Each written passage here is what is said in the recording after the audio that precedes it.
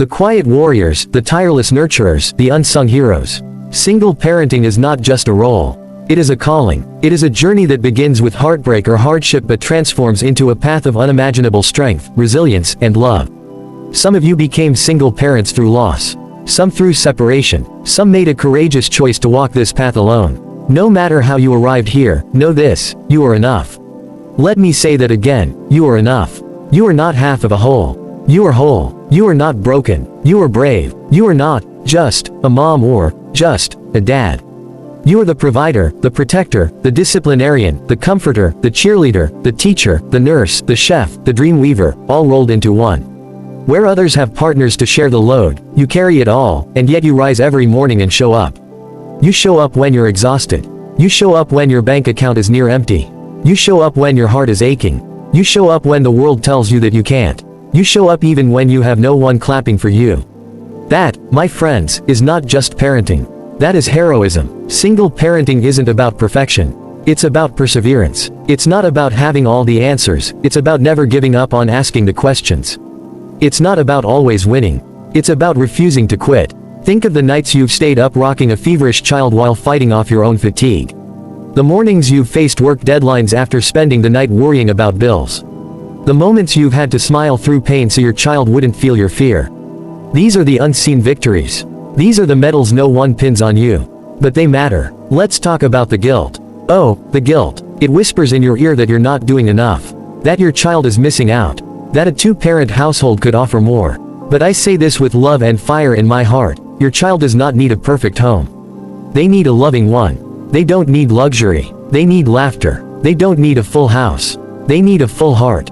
And every time you tuck them in, every time you attend a school play, every time you apologize when you lose your temper, every time you listen when they're struggling, you are proving that love, not numbers, defines a family.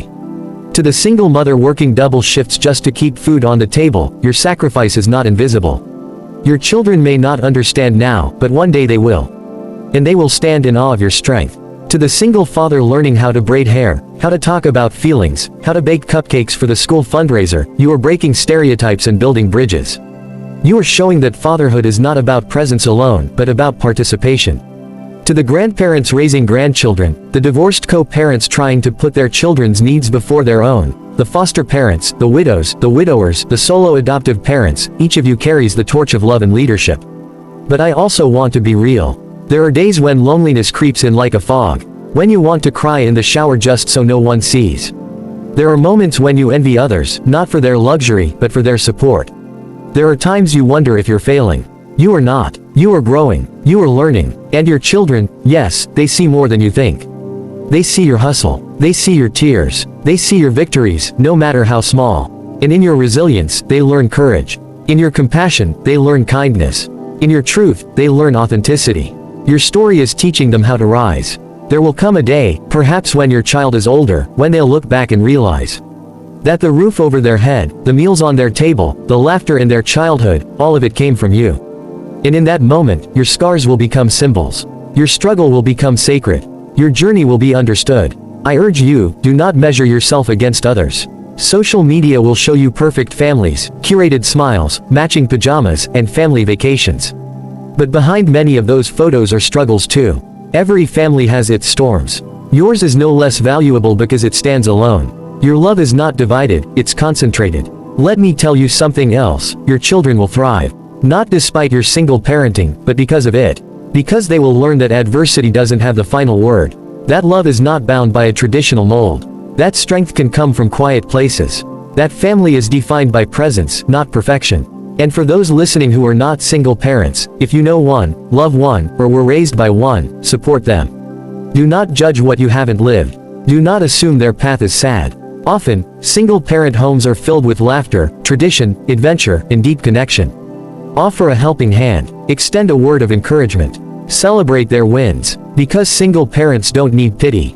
They need partnership. Not the kind that changes their marital status, but the kind that honors their humanity. To every single parent in the room or listening from afar, I say this: you are raising world changers.